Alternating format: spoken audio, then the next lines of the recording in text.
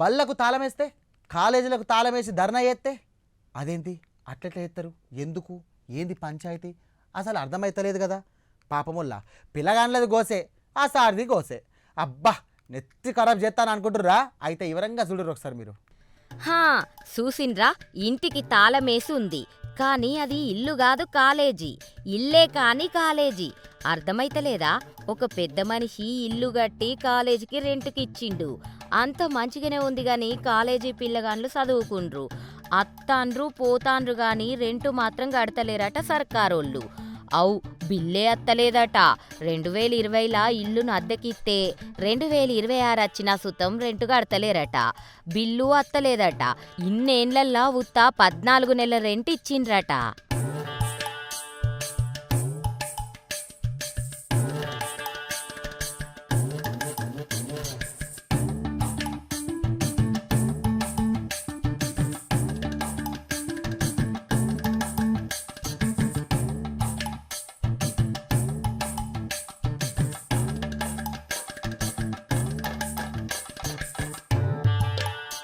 మహబూబాబాద్ జిల్లా మరిపేడ సర్కార్ డిగ్రీ కాలేజ్లా ఇంటికి తాళమేసిండు ఓనరు.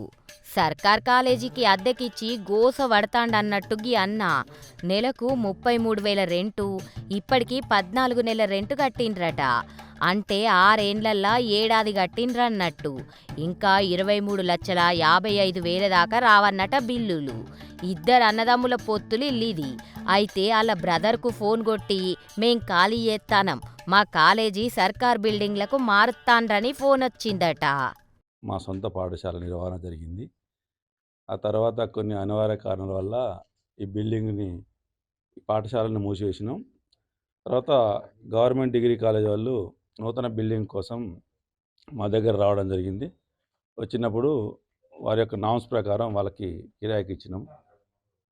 నెలకు వచ్చేసి 33,000 చిల్లర ఎస్ఎఫ్టీ ప్రకారం ఆ విధంగా వారికి ఇవ్వడం జరిగింది. నేటి వరకు ఓన్లీ 10 నెలలు మాత్రమే మాకు కిరాయి ఇవ్వడం జరిగింది.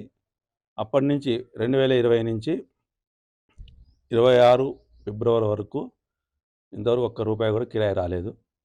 అయితే గతంలో మేము దీనిలో పాఠశాల ఒక విద్యా వ్యవస్థను నిర్వహించినాం కాబట్టి సరే ఈ పాఠశాలలో ఈ భవనంలో ఒక విద్యా వ్యవస్థ నడుస్తున్న ఉద్దేశంతో కిరాయి రానప్పటికీ మేము ఓపికతోటి వారిని కొనసాగించడం జరిగింది.